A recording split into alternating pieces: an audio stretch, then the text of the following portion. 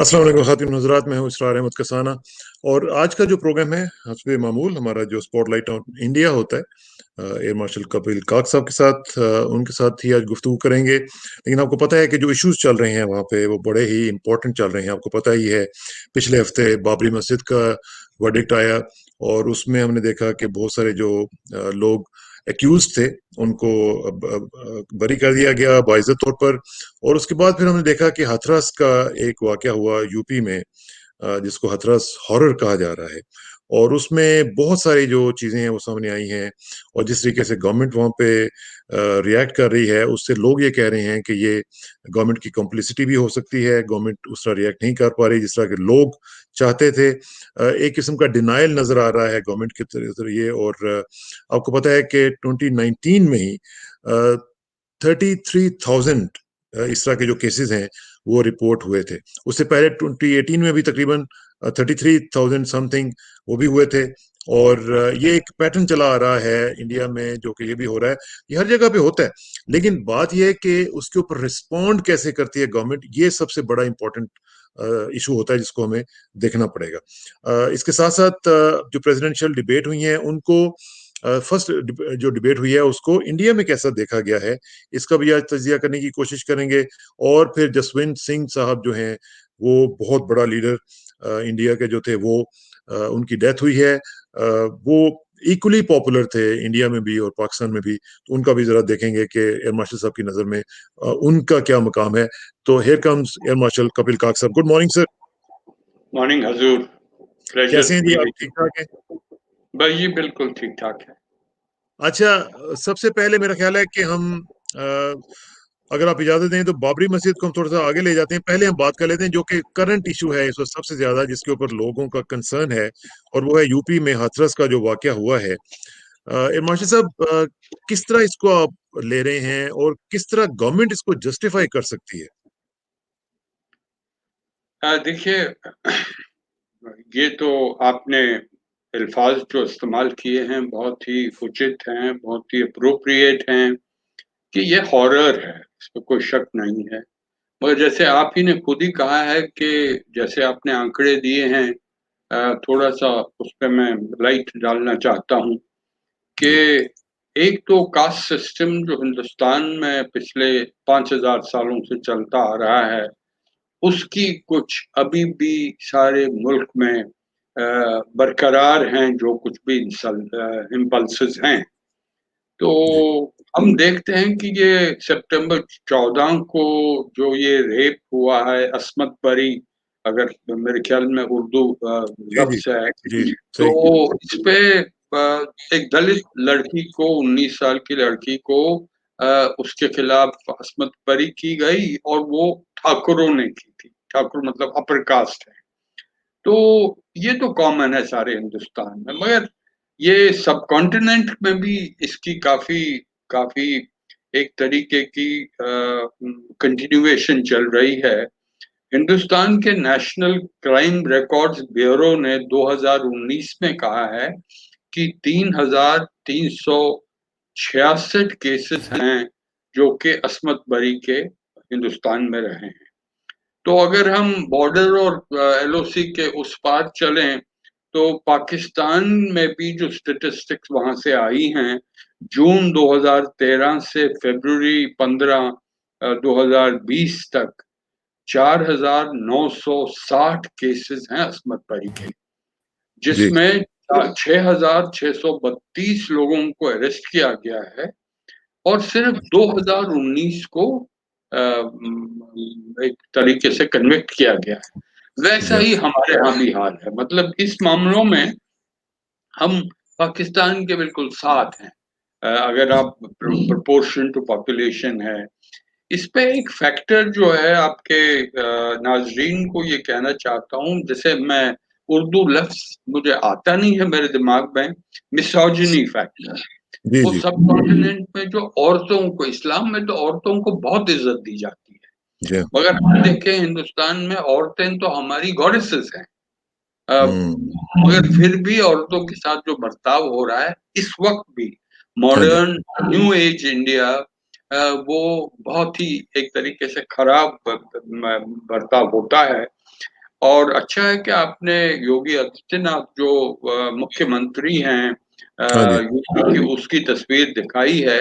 एक तरीके के सीरीज ऑफ एडमिनिस्ट्रेटिव लैप्सेस हुए हैं। देखिए होता क्या है कि पहले आप अगर कुछ जुर्म होता है तो एफआईआर आप लॉन्च करते हैं। उसके बाद एफआईआर लॉन्च करने के बाद फोरेंसिक एग्जामिनेशन होती है। उसके बाद इन्वेस्टिगेशन होती है। मतलब अगर हॉस्पिटल में जाने की जरूरत हो वहां लिया जाता है। अगर एडवांस हॉस्पिटल में लेना है वो वहां ले जाते हैं।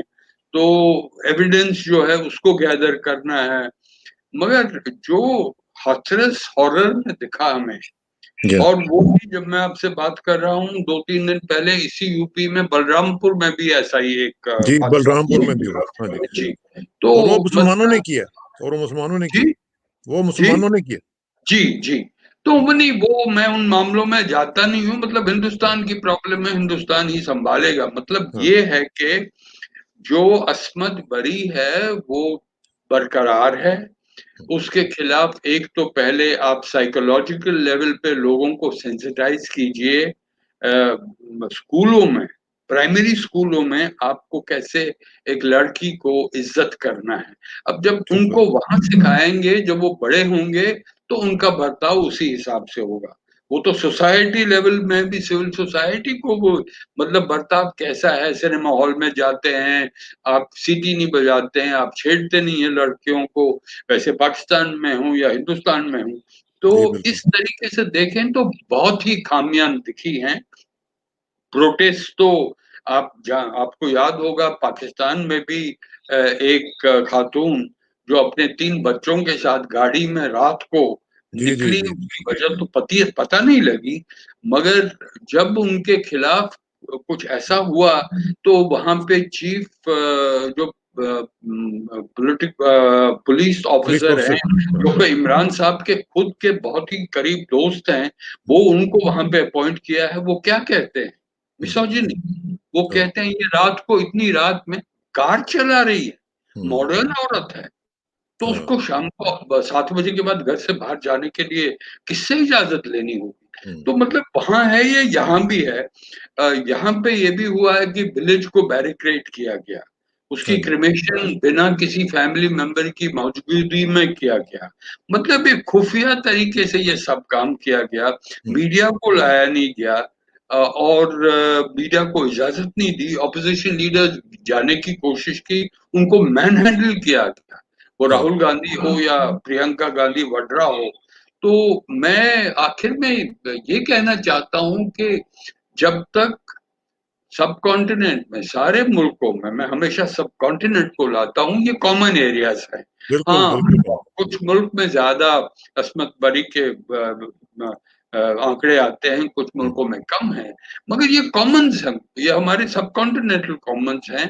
आप पुलिस को पॉलिटिसाइज मत कीजिए। हाँ, पुलिस तो स्टेट गवर्नमेंट के अंडर आएगी, चीफ मिनिस्टर के अंडर बिल्कुल आएगी। बिल्कुल। मगर एक ऐसी सिस्टेमिक जो रिफॉर्म्स हैं, उनकी बहुत ही जरूरत है।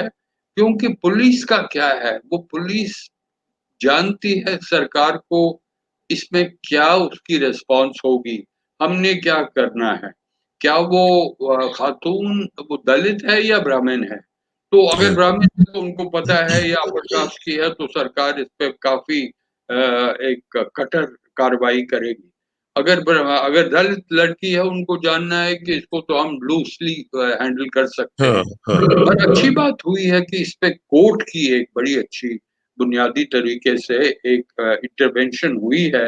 लखनऊ बेंच जब उन्होंने देखा कि कोर्ट में ऐसे केसेस आने चाहिए, तो उन्होंने वो इंटरवीन करे हैं। अब हम्म, एसआईटी लगाया गया है। तो मतलब ये है कि अ, ये कहना कि ये एक ही केस है तो अब वन ऑफ केस है तो खत्म हो गया, मैं हाँ। मेरे ख्याल में उसके साथ सहमत नहीं हूँ। ठीक बात। केसेस होते रहेंगे जब लेकिन तक आप इसमें इसको। मास्टर साहब, इसमें एक चीज जो है वो बड़ी इंपॉर्टेंट है। वो ये कि 500 से ज्यादा दलित जो औरतें हैं उनको निशाना बनाया गया है इस जुर्म का, इस बहुत ही नाकाबिले बर्दाश्त जुर्म का, कि यूपी में 500 औरतें जो हैं वो सिर्फ 2019 में शिकार हुई हैं रेप का। तो अब इसमें आप देखिए कि अगर अगर हम टोटल केसेस को देखें पूरे इंडिया में, जो 32,000 तकरीबन 33,000 के करीब हैं, तो उसका ये 10% बनती हैं। तो ये हम्म। सिर्फ दलित्स को क्यों टारगेट किया जा रहा है यूपी में? क्या वजह है इसकी? क्योंकि जाहिर है कास्ट सिस्टम जिस तरह आपने फरमाया कि वो तो 5,000 साल से इंडिया में है, लेकिन दलित्स को सिर्फ यूपी में ही बहुत ज्यादा क्यों टारगेट किया जा रहा है? ये देखिए, एक तो ये जो कास्ट सिस्टम की जो हम देख रहे हैं, इसके इम्पल्सेस दिन ब दिन देख रहे हैं, ये सबसे ज्यादा यूपी और बिहार में, इसको एक तरीके से कहा जाता है काउ बेल्ट या जी हिंदी बेल्ट।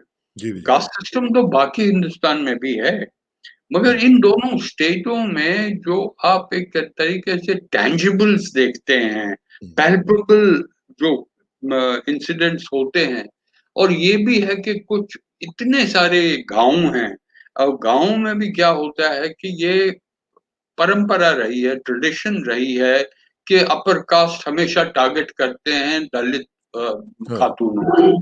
जो ही वो जवान होते हैं तो उनका एक एंटाइटलमेंट कि हम उनको छेड़छाड़ करेंगे, ये हाँ करेंगे, वो करेंगे, वही अस्मत बरी में भी ट्रांसफर हो सकती है। मगर मैं भी बहुत ही दुख में हूँ।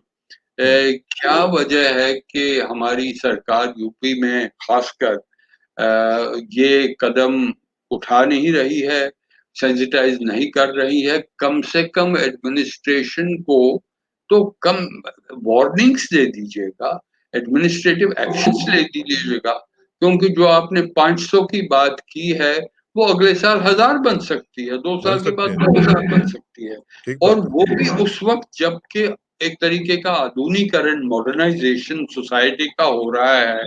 आपके पास इंफॉर्मेशन एज है, आपकी कम्युनिकेशंस ऐसी हैं। पहले 100 साल पहले होता था, किसी को पता नहीं भी लग रहा था कि अगर एक बिल्कुल गाँव बिल्कुल। में असँमत बरी हुई है। अब या आपको 5 मिनट में, जिसे कहते हैं एक बॉल टू बॉल क्रिकेट हाँ मैच की तरह, क्या हो बिल्कुल। रहा है गाँव में, क्या हो रहा है, पुलिस क्या कर रही है, क्योंकि मीडिया इज़ ऑल ओवर। और ऑल वो ओवर। एक तरीके से मीडिया एक बहुत ही अहमियत रखता है। इसी हिस्से में नहीं, बट बाकी जो हमारी प्रॉब्लम्स हैं सबकॉन्टिनेंट में, हिंदुस्तान में खासकर, क्योंकि अब हिंदुस्तान भी एक ट्रांजिशन स्टेज है, अभी मॉडर्न नेशन ठीक से बनी नहीं है। तो हाँ वो एक कंजर्वेटिव एग्रीकल्चरल सोसाइटी से मॉडर्न नेशन में बदलाव में, तो हमने देखा है तारीख में, सारे आलम की तारीख में, वो स्टेज सबसे खतरनाक होता है। और एब्सोल्युटली। ऐसे ऐसे कार्रवाइयाँ, अच्छा, ऐसे इसमें कपिल साहब, इसमें एक और चीज जो है, वो मुझे ऐसा लग रहा है जैसे कि योगी गवर्नमेंट जो है वो डिनायल में है, उसको डिनाई कर रही है कि ये वाकया शायद इस तरह हुआ ही नहीं है। बल्कि उन्होंने एक पब्लिक रिलेशंस फर्म हायर कर ली है, जो कि उनको कहा गया है कि आप ये बताएं कि जी ये वाकया, ये इस तरह का रेप हुआ ही नहीं है। और आज साथ साथ साथ एक और चीज देखिए कि जो आउटरीचस जो मुझे लग रहा है, वो ये है कि उनकी जो जो विक्टिम है उसकी अपनी फैमिली के लोगों के नार्को और पॉलीग्राफ टेस्ट कहा गया, उनको कहा गया कि उनके टेस्ट करें, बजाय इसके कि उनको परपेट्रेटर्स को पकड़ा जाए, उनको किया जाए। ये ठाकुर्स के लिए इतना ज्यादा ये कुछ कर रहे हैं, इसकी क्या वजह हो सकती है? इस तरह तो नहीं करना चाहिए, गवर्नमेंट को कम से कम नहीं करना चाहिए। नहीं, वो देखिए पहले है ना कि एक एस्पिरेशनल पॉलिटिकल सिस्टम हिंदुस्तान में है। क्या दिखाता है हम्म, कि अगर हमारी पार्टी है, ये आलम में सबसे बेहतर एक बार सियासतदानों की पार्टी है। हमने सारे हिंदुस्तान में कितना बदलाव लाया है। गलत है, हम्म, प्रोपेगेंडा है। मगर इसी प्रोपेगेंडा को, जो हाफ ट्रूथ्स हैं, इनको मीडिया में प्रोजेक्ट करने से क्या लगता है कि देखिए UP is the best administrated hmm, state. अगर ये प्रोपेगेंडा लगाया गया है पिछले 1.5 साल, सवा साल से, तो ऐसा केस आया एक हाथरस हॉरर का, तो ये सारी, अब आप और हम ही नहीं, सबकॉन्टिनेंट ही नहीं, ये तो सारे आलम में गया है, ये केस हुआ है। हाँ, तो ये एक तरीके से बदनामी देते हैं इस पॉलिटिकल पार्टी की, और दूसरी खासकर जो इस पॉलिटिकल पार्टी के चीफ मिनिस्टर हैं यूपी के, तो या उनका जो कुछ भी क्लेम्स करी हैं बेस्ट इन द स्टेट, तो वो तो नलिफाई करता है ना। तो हाँ, इसीलिए उसके काउंटर में क्या है आपका, हुँ, आपको काउंटर में हाफ ट्रूथ्स को मीडिया में पहुंचाना है। आपने नार्को टेस्ट करना है, कराने हैं फैमिली मेंबर्स को, हुँ, उनके खिलाफ ये डाले हैं चार्जेस कि वो मीडिया के साथ जुड़े हुए हैं। उनके लिए तो इससे और क्या ब्रूटलाइजेशन हो सकती है कि उनकी खातून बेचारी 19 साल की, उस पर हाँ, अमल बरी की गई है और इतनी बुरी तरह से उसका असॉल्ट हुआ है। तो उन्हीं को जो जो बेचारे विक्टिम हैं, हाँ। उन्हीं को आप कहते हैं कि ये गलती आपकी है। तो और मुझे मेरा ख्याल लगता है है कि मास्टर साहब, जो सबसे बड़ा जो मुझे लगता है, जो बहुत ही बड़ा मैं समझता हूँ कि जुल्म है, वो ये है कि उसको अपनी फैमिली को देखने भी नहीं दिया गया और क्रिमेट कर दिया गया, रात गए कर दिया गया, जो कि ट्रेडिशंस के भी खिलाफ था। कम से कम उनको देख तो लेने देते कि भाई उनकी, चलो जो कुछ हो गया, वो अपनी बेटी को देख तो लेते। यही तो मैं कह रहा हूँ, एक तो इस पे समाज की गलती है, दूसरा जो हमारे फोर्सेस, राजनीतिक हम्म, सियासतदानी के फोर्सेस पिछले 5-6 साल से आए हैं, एक तरीके की इम्प्यूनिटी है, कल्चर ऑफ हम्म, इम्प्यूनिटी। हमें कोई परवाह नहीं, हम्म, हमको सारे मुल्क ने इलेक्ट करा है, 37% हमारी वोटर परसेंटेज है, हाँ, तो हमें मैंडेट दिया गया है कि हिंदुस्तान को ठीक करें। तो इसके बरखिलाफ हम क्या देखते हैं, इसके मतलब अगर हम कंपैरिजन करें, जो आपने कहा है ये हर हिंदुस्तानी को, मेरे ख्याल में सारे सब कॉन्टिनेंट में हर एक सेंसिटिव, लिबरल, सेक्युलर लोग हैं, उनको बहुत दुख, शर्मनाक एक दुख पहुंचा है। हम्म, क्या ये एडमिनिस्ट्रेशन, क्या ये हवश लोग हैं? क्या हाँ, क्या हम अब are we becoming savages that we हाँ। cannot think of the human angle? We cannot think वो of आपने what आपने ह्यूमन एंगल की बात की ना, हिमाचल साहब, ह्यूमन एंगल की आपने बात की तो मुझे याद आ रहा है कि 1960 में नेहरू साहब से पूछा गया कि what is the most dangerous problem in the world, तो उन्होंने कहा कि टेक्निकल सिविलाइजेशन जो है, it has produce the spiritual emptiness, and that is the biggest problem of the world. ये जो बिल्कुल। स्पिरिचुअल एम्प्टीनेस हमें फील हो रही है और ये हर जगह पे हो रही है, इसको आप समझते हैं कि ये एक बहुत बड़ा प्रॉब्लम बनता जा रहा है? हम तो लोग, जैसे आपने कहा इसीलिए कि हम मैं लापरवाह हो गए। बिल्कुल बिल्कुल आपने जो कहा मैं बिल्कुल सहमत हूँ आपसे। बिल्कुल करेक्ट कोट किया है जवाहरलाल नेहरू को, बिकॉज बात यह है उनको मजहब से कोई कनेक्शन नहीं था। आपको याद हाँ, नहीं होगा, शायद आपके हाँ, नाजरीन को ये भी नहीं मालूम होगा, वो हिंदू थे मगर किसी मंदिर में नहीं गए थे। सारी हाँ, उम्र, सारी उम्र उन्होंने कोई मंदिर में नहीं गए, because he believed in, as you said, spirituality. Hmm, you went above religion. अगर आप मजहब से ऊपर जाते हैं, फिर आप जलालुद्दीन रूमी के क्या पढ़ेंगे आप, हाँ, मजहब से ऊपर गए। जो सूफी इस्लाम है वो क्या कहता है, हमारे कश्मीर में जहां से मैं आता हूँ, वहां पे हाँ, शैविज्म और सूफीज्म, वो क्या कहता था, वो हम्म, कहता था कि मजहब से आप ऊपर जाइए, स्पिरिचुअलिटी में आए, कॉमनैलिटीज थी। हम्म, तो यही जो हम कहते हैं कश्मीरियत, क्या है कश्मीरियत? कश्मीरियत यही है, respect special identity, you are a special person.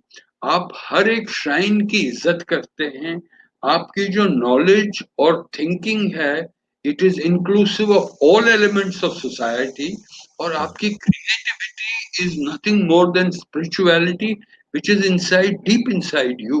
Hmm, That soul which is inside you is the marker of your spirituality, and not going to a मंदिर में जाना है या कहीं मस्जिद में जाना है। हम्म, जाना है जरूर करिए, मगर हाँ, उससे ऊपर देखिए, सोच विचार करिए। शर्मनाक बात है कि यहाँ हिंदुस्तान में स्पिरिचुअलिटी कम हुई है, मजहब ज्यादा हुआ आया है पिछले 5-6 साल से, हम्म, नफरत का माहौल है। वो नफरत ये रिलीजन पे हो या कास्ट पे है या क्लास पे हो, वो तो चलती जा रही हाँ, तो ये जो हाथरस का जो मामला है, उसमें आप समझते हैं कि गवर्नमेंट की कॉम्प्लिसिटी आपको नजर आ रही है? है। नहीं, ये तो मेरे पास तो एविडेंस नहीं है, मैं हम्म, कह नहीं सकता हूँ जब तक मेरे पास केसेस ना हो कि ये क्या हाँ जी। हुआ है, गवर्नमेंट की क्या मतलब, इसमें गवर्नमेंट क्या कर सकती है। हम्म, गवर्नमेंट कह सकती है, मैं एक आपको मिसाल दूंगा। अगर कोई छोटा भी मामला हो तो हमारे वजीर आजम रिएक्शन करते हैं, वो कम्युनिकेशंस में मास्टर है। मेरे ख्याल में सारे आलम में ऐसे लीडर नहीं होंगे जो कम्युनिकेशंस और एंड कनेक्टेडनेस एंड कॉग्निटिव, मतलब जो तरीके हैं एक दूसरे से बात करने के, बिल्कुल माहिर हैं, कोई इनको बीट नहीं कर। हम्म, कब उन्होंने बात की इस बेचारी खातून की जिसका बलात्कार हुआ है, रेप हुआ हाँ है, हाँ और जो जो रेप सारे आलम में चला गया। तो हाँ ये एक तरीके से इसके बदले ये भी मतलब for objectivity and for the sake of the truth, मैं भी ये भी कहना चाहता हूँ कि वजीर आजम ने अयोध्या ये जो आदित्यनाथ है उनसे, चीफ मिनिस्टर से बात की टेलीफोन पे। उन्होंने कहा है कि सख्त से सख्त कठोर कार्रवाई होनी चाहिए, हम्म, जो भी ये कॉन्स्पिरेटर्स हैं जिन्होंने ये काम किया है। तो उसी बात पे उन्होंने एसआईटी, स्पेशल इन्वेस्टिगेशन टीम बनाई है। अब ये कैसे होगा इस पे तो हाँ। आगे बढ़ेगा। चलें, तो दूसरे दूसरे इशू पे आते हैं। दूसरे इशू पे आ जाते हैं, और वो है बाबरी मस्जिद का। हिमांशु साहब, उसका डिसीजन आ गया, और उसके बाद हमने चूंकि बात नहीं की, तो मैं चाह रहा था कि उस पर भी आपका वर्जन ले लूं कि बाबरी मस्जिद के जितने भी लोग एक्यूज थे, इंक्लूडिंग एल के अडवाणी साहब और बाकी सब लोग, उमा भारती साहिबा वगैरह सब लोग, उनको बरी जिम्मा कर दिया गया, उनको बरी कर दिया गया बाइज्जत तौर पर। तो इससे क्या मतलब लिया जा सकता है कि क्या वो लोग शामिल ही नहीं थे उसमें, हालांकि वो वहां पे बैठे हुए थे? जिन जर्नलिस्टों से मेरी बात हुई है, वो कह रहे थे कि हम लोग वहां पे थे, हमने खुद देखा उनको, और वो सारे सेलिब्रेट कर रहे थे। तो इस डिसीजन को आप किस तरह लेते हैं? नहीं, इसको हमने बड़ी आपका जो प्रोग्राम है मैं समझता हूँ, इसमें आपकी सबसे बड़ा किरदार आपका है, वो है कि सच्चाई, ऑब्जेक्टिविटी एंड डिस्पैशनेट एनालिसिस आपके नाजरीन के सामने पेश करना है। जी। अगर आप इमोशनली, साइकोलॉजिकली मेरी रिएक्शन लेते हैं, मैं बहुत शर्मिंदा हूँ। हम्म, ये क्यों हुआ है? ये दूसरी जजमेंट है बाबरी के मामले में। पहली जजमेंट सुप्रीम कोर्ट की थी। जी, जो नवंबर में आई थी। जी हाँ, वो उन्होंने कहा है कि जो कुछ भी ये तोड़ फोड़ हुई है और मस्जिद को गिराया गया है, ये एक शर्मनाक बात है। और इसमें जैसे जैश के अंदेज एक हाँ। शॉकिंग एक इंसिडेंट है, और वो गैर कानूनी है, इसको उतारा गया है। मगर इसी कोर्ट ने उन लोगों की मस्जिद जिन्होंने उनको इस केस जितवाया नहीं है, सिर्फ उनको 5 एकड़ दिए हैं, उससे भी नाराज था। पर मैं सुप्रीम कोर्ट के सामने क्या कर सकता हूँ? एक नागरिक को हिंदुस्तान का, आप भी अपनी कोर्ट जब हाँ। देखते हैं तो उनको तो इज्जत करनी है, आपको डिस्टॉर्शन आए तो। हम्म, इसमें कोई मुझे आश्चर्य, कोई सरप्राइज की बात नहीं है, क्योंकि सीबीआई की कोर्ट, सीबीआई हाँ। की कोर्ट है, उसमें तो ऑब्जेक्टिव नहीं आनी चाहिए उनको। वो कहते हैं कि सुप्रीम कोर्ट ने 2017 में हमें कहा है कि इसको क्रिमिनल कॉन्स्पिरेसी इसमें मिला मिला दीजिएगा, और हम्म, उस एंगल से, उस पहलू से इसकी पूरी इन्वेस्टिगेशन करिए, विटनेसेस ले आइए और देखिए। तो ठीक। इस पे भी चक्कर पे चक्कर हैं। वो क्या है कि जस्टिस लिबरहान कमीशन जी हाँ, बैठा जो था। उनका कमीशन था। इतने सालों में जस्टिस लिबरहान ने कहा है कि 48 अब ये, एक्सटेंशन हुई थी उसकी, मास्टर साहब, 48 एक्सटेंशंस। जी हाँ, ये मैं कह रहा हूँ। और उन्होंने जो रिपोर्ट्स दी हैं, उन्होंने स्टेटमेंट्स दी हैं इस जजमेंट के बाद, सीबीआई कोर्ट की जजमेंट के बाद, वो कहते हैं कि ये क्रिमिनल कॉन्स्पिरेसी थी या ना थी, मगर ये सिविल कॉन्स्पिरेसी थी। हम्म, मतलब वो कोर्ट कहती है, सीबीआई कोर्ट कहती है कि इनके खिलाफ कोई एविडेंस नहीं है, जिनके जी, खिलाफ ये दूसरा चार्ज था। आपको याद दिलाना चाहता हूँ 2 एफआईआर लॉन्च किए गए थे, 5/15 और 5/25 पे, 6 ठीक, दिसंबर 1992। 92 पहला या एफआईआर था उन कार सेवकों के खिलाफ जिन्होंने ये गिराई, मस्जिद गिराई। दूसरा उनके खिलाफ जो वहाँ लीडरान वहाँ पे मौजूद थे। तो ये एस्टैब्लिश नहीं हुआ है कि वहाँ क्रिमिनल कॉन्स्पिरेसी थी। तो हुँ, ये तो कोर्ट ने कहा है। तो इस कोर्ट के आगे भी रास्ते हैं, अपील हो सकती हाँ। है, हाई कोर्ट पे जाएँगे। तो आपका क्या ख्याल है, सीबीआई अपील करेगा? अब नहीं, सीबीआई करे या ना करे, कौन हुँ, रोकता है कि all India Muslim personal law board Jilani वो कर ले। साहब जो हैं वो करेंगे, उनका तो हक हुँ, बनता हाँ, है। ठीक है। आम नागरिक कर सकते, अगर मैं पिटिशन कर सकता हूँ आम नागरिक हिंदुस्तान की हैसियत से, एक भूतपूर्व फॉर्मर एयर मार्शल की हैसियत से, या 370 रेवोकेशन एब्रोगेशन के खिलाफ तो आम नागरिक कर सकते हैं। तो हाँ, स्टेट कर सकती है, सीबीआई ना करे। हुँ, मतलब कम से कम ये जो असलियत है इसमें मामले में, सुप्रीम कोर्ट के बाद जो भी वो जजमेंट देते हैं, मेरे ख्याल में फिर तो chaos हो सकता है। हाँ, तो हाँ, उस पे रिस्पेक्ट करना है जो भी मुल्क हो। हाँ, सुप्रीम कोर्ट में भी हम देखते हैं डिस्टॉर्शंस आई हैं, मगर ये जो कहते हैं कि वहाँ पे स्पॉन्टेनियस था, इन हुँ, अल्फाज से मैं बिल्कुल सहमत नहीं हूँ। क्या कहा जा रहा है कि हाँ, 30-40 हज़ार लोग सारे महाराष्ट्र, गुजरात, मध्य प्रदेश, आंध्र प्रदेश, सारे हाँ, इन स्टेट से, राज्यों से आए। कोई एस्टिमेट कहते हैं 1 लाख लोग मौजूद थे। जी हाँ, उनके पास पिकैक्सेस थे, बेलचे थे, रस्सियाँ थी, हाँ, जो कोई भी इम्प्लीमेंट, आपको एक बिल्डिंग को गिराना कोई आसान बात आसान काम नहीं नहीं है। है, ठीक बात है। आपको इम्प्लीमेंट चाहिए, वो कहाँ से आए? हाँ, कोऑर्डिनेशन किसने की? फाइनेंस किसने दिया? उसपे कोई चुप है। उसने हुँ, इसमें कोई, लिबर हंस ने ये कहा है, जो हाँ, स्टेटमेंट दी है, कि ये नहीं हो सकता है बिना किसी प्लानिंग पे। हुँ, ये बड़ी एक प्लान, बड़ा बना प्लान मेटिकुलस उनके लफ्ज़ हैं कि मेटिकुलस है। प्लानिंग। मेटिकुलस प्लानिंग, बिल्कुल। हाँ, हाँ, मुझे वो उर्दू शब्द और लफ्ज़ नहीं आ रहा था। हाँ, तो अब सच है, देखिए आपको लॉजिस्टिक्स कहाँ से करेंगे? हुँ, कौन कहाँ आएगा? कौन रहेगा? उनके टॉयलेट्स कहाँ होंगे? उनका पानी हाँ, कहाँ से आएगा? ठीक बात खाना-पीना, है। ये एक दिन की बात नहीं है, कुछ दिन पहले वो आए हैं। हाँ, और फिर ये भी मैंने खुद ही, उमा भारती की लीडर हैं, कहा है, उन्होंने कहा था 1 धक्का और दो, वो किसका नारा था? हाँ, वो बताइए ना, कौन किसका नारा था? किसको धक्का देना है? हाँ, तो इस पे कोई बात इन्वेस्टिगेशन नहीं नहीं हुई। रही है। मगर ये है कि अब जैसे आपने पहले हाथरस के बारे में पूछा था, this crime has shaken the collective conscience of India.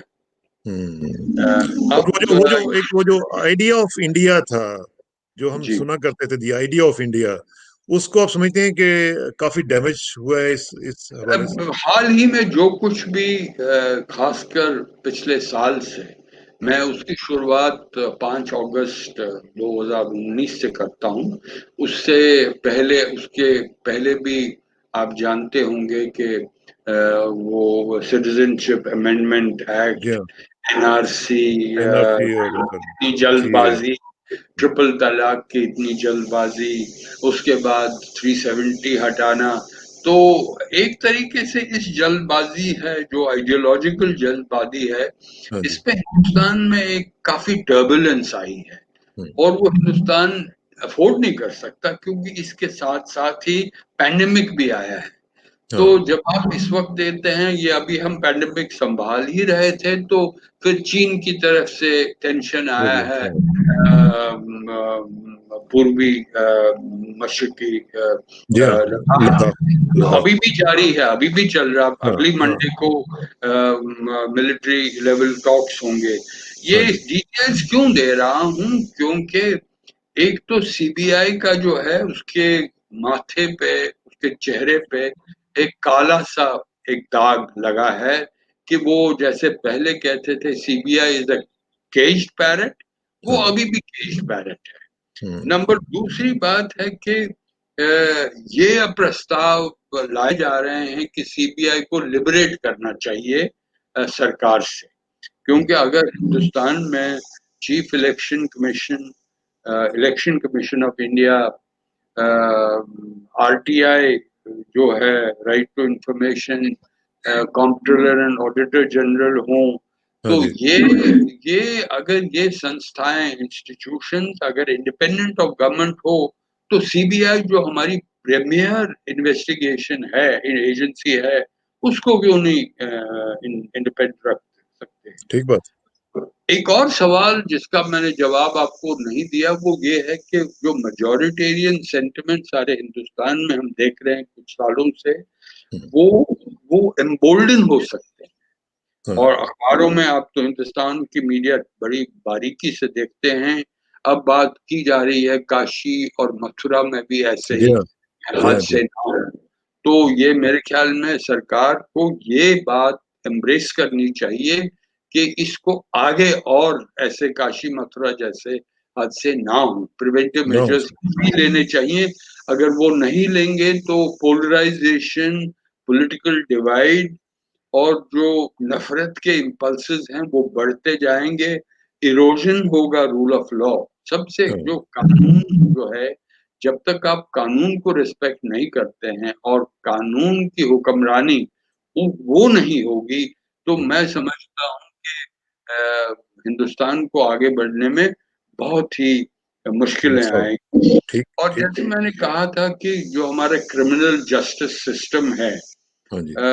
वो एक तरीके से दिखा रहा है, हाथरस का हॉरर हो या बाबरी मस्जिद की जजमेंट हो, कि इसमें काफी खामियां हैं। हम्म, क्योंकि जब तक आपको appropriate procedures, SOP systems, influences, actions, monitoring, and point, इस पूरे मामले को जब आप ठीक तरह से ना देखें और हाँ इसको इम्प्लीमेंट ना करें, तो ऐसे और भी हादसे हो सकते हैं हो सकते और हैं। ऐसी जजमेंट्स भी आती जाएंगी। अच्छा, आखिर में मास्टर साहब मैं चाहूंगा कि जसवंत सिंह साहब के हवाले से मैं चाहूंगा कि आप थोड़ा थोड़ा सा जरूर एक दो शब्द जो हैं वो बता दें कि वो कैसे थे, उनका करियर कैसा रहा, पॉलिटिकल करियर, और कैसे उन्होंने सर्व किया इंडिया को। नहीं, देखिए, एक तो मैं बड़ा खुशकिस्मत हूँ कि मैं जसवंत सिंह को जानता था। हम्म, क्योंकि जिस थिंक टैंक के मैं काम कर रहा था, तो उसके वो प्रेसिडेंट थे। तो अच्छा। काफी काफी बार हम बात करते थे, मुलाकात होती थी। तो सारे देश को, खासकर हमारी फौज को, हाँ। हिंदुस्तानी फौज को एक बहुत ही दुख हुआ है हम्म, इनके गुजरने के बाद।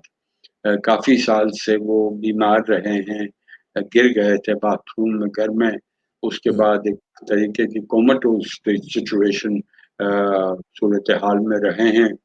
तो एक बात जो अंग्रेजी लफ्ज के इस्तेमाल करने की बहुत ही जरूरत है, ये एक ऑक्सीमोरॉन जैसा है कि जसवंत सिंह की जो सबसे बड़ी रेपुटेशन, वो फॉरेन सर्विस में हो, मुल्क में हो, सियासतदानों में हो, वो और फौज में हो, वो he was an officer and a हाँ gentleman and he was also a great politician. हाँ इसीलिए कह रहा हूँ ये ऑक्सीमोरॉन है। ये हाँ। Officer and gentleman, how can he be a politician? ये जसवंत सिंह ने प्रूव कर दिया है सारे आलम में कि they are not mutually contradictory, हाँ provided you are an officer and gentleman and you do the right politics. हाँ। और राइट पॉलिटिक्स के लिए आपको क्या चाहिए? Courage of conviction. एब्सोल्युटली। और मैं कोई, वो कैवलरी से थे, हाँ घुड़सवार रेजिमेंट के थे, वो हाँ। तीसरी जनरेशन थे कैवलरी के। अच्छा। तो वो घुड़सवारी आपको बहुत सबक सिखाती है। जसवंत सिंह को भी काफी सबक सिखाई है। वो ये है कि अ, जिन्ना के बारे हाँ, उनकी जो बुक भी में आई थी। उन्होंने किताब लिखी और बहुत कीमत चुकानी पड़ी, हाँ, क्योंकि पॉलिटिकल करेज, करियर उनका पूरा चला गया ना उस पे। क्योंकि देखिए, अगर आप, जैसे ह्यूमन एंगल की हम हमेशा बात करते आ रहे हैं, हाँ अगर आप में, आपकी हड्डियों में ह्यूमैनिटी है, हाँ, तो आपका बर्ताव भी उसी ह्यूमैनिटी के हिसाब से होगा। तो एब्सोल्युटली। उन्होंने किताब में लिखा कि जिन्ना एक नेशनलिस्ट थे, एक हाँ, इंडियन थे। मैं उनको एडमायर करता हूँ, इनके अल्फाज हैं, मैं उनको एडमायर कर रहा हाँ, हूँ। अगर पार्टीशन हुआ, पार्टीशन की एक वजह जवाहरलाल नेहरू और माउंटबेटन एक तरफ से और हम्म, जिन्ना भी दूसरी तरफ से। मगर ये कहना कि जिन्ना ही की वजह से पार्टीशन हुआ, गलत है। लिखा हाँ, है, बात हाँ, नहीं की है। तो मतलब ये एक तरीके से समझ नहीं पाए कि उनको जब उनकी किताब की एक करण थापर ने एक आर्टिकल में लिखा है कि उन्होंने किताब की रिलीज से पहले उनके साथ इंटरव्यू किया था। वो अच्छा, खुद भी एक तरीके से आश्चर्य हुए, सरप्राइज हुए कि ये क्या बात कर रहे हैं जिन्ना के बारे में। हाँ, मगर बात क्या हुई, कुछ दिन बाद में एक चिंतन बैठक होनी थी पार्टी की। अच्छा जी, और पहला कदम उस चिंतन बैठक का, चिंतन meaning churning and we are thinking, अच्छा जी, हिंदी लफ्ज है। ठीक 3 दिन के बाद उनको एक्सपेल किया है। हाँ, गया। तो और ये किसने एक्सपेल किया आप जानते हैं, याद दिलाने की क्या जरूरत है। अडवाणी साहब ने क्या कहा, एडवाणी साहब, हाँ, पाकिस्तान में गए थे, हाँ, उनको भी मार्जिनलाइज किया गया तब से। हम्म, तो मतलब सोसाइटी की क्या है, क्योंकि जसवंत सिंह की सबसे बड़ी प्रॉब्लम थी कि जो भी उनके पार्टी की अ, जो सोर्स कोड है, वो कुछ हम्म, सोशियो कल्चरल ऑर्गेनाइजेशन, में नाम नहीं लेना चाहता हूँ, मैं पॉलिटिशियन हूँ नहीं, जो हाँ, सोशल कल्चरल ऑर्गेनाइजेशन मानी जाती है मगर डीपली पॉलिटिकल ऑर्गेनाइजेशन है, हम्म, जो डायरेक्शंस देती है, जो सरकार चलाती है। बिल्कुल तो ठीक बात है। वो उन्होंने हमेशा जसवंत सिंह को टारगेट किया। क्यों? क्योंकि जसवंत सिंह ने खुद ही कहा था, हम्म, उनको क्यों एक तरह से एडमायर कर रहे हैं, वो तीनों मिनिस्ट्री संभाले एक वक्त, तीनों, हाँ, हाँ, फॉरेन बिल्कुल, बिल्कुल, affairs, defence and finance. Deputy ठीक बात चेयरमैन थे प्लानिंग कमीशन में, जब उनको स्ट्रोप टॉलबर्ट के पास भेजा गया, जब हमारे न्यूक्लियर टेस्ट हुए थे मई में, उसके बाद पाकिस्तान में भी हुए थे है। न्यूक्लियर जी हाँ, टेस्ट, क्योंकि हमारे अमेरिका के रिश्ते बहुत खराब हो रहे थे। हम्म, हमसे सीटीबीटी साइन करवा रहे थे, आप एनपीटी साइन कीजिएगा as a non nuclear power. किसी को वो मंजूर नहीं था हम्म, हिंदुस्तान में, वाजपेयी को भी, नरसिम्हा राव को भी, इंदिरा गांधी को भी। और उसके बाद जब टेस्ट हुआ तो हम पे सैंक्शंस लगाई गई, पूरी कठोर सैंक्शन हाँ, लगाई हाँ, गई। हाँ, उस वक्त उस डेलिकेट सेंसिटिव स्टेज पे जसवंत सिंह को भेजा गया as he was the deputy chairman, वो फॉरेन हम्म, मिनिस्टर नहीं थे। मगर वाजपेयी को लग रहा था कि इनकी जो स्टेट्समैनशिप है, आई कैन बोलने हैंडल। का अंदाज है, उनकी जो तहजीब है, मानी जाती है सारे हिंदुस्तान में, तो वो एक अप्रोप्रिएट आदमी होगा स्टोव से बात, टैलबर्ट से बात करने का। और कैसा 16 राउंड्स हुए उस मीटिंग, 16 राउंड। और उन 16 राउंड्स के बाद क्या हुआ कि वो थॉइंग हुई जो रिलेशनशिप में थी, और उस थॉइंग से फिर next steps in strategic partnership. उसके बाद हमारा जो डिफेंस फ्रेमवर्क हाँ, एक बहुत रिलेशनशिप बड़ा है, टर्निंग जो पॉइंट आया। प्रणब मुखर्जी डिफेंस मिनिस्टर थे, उन्होंने उस पर हस्ताक्षर किए।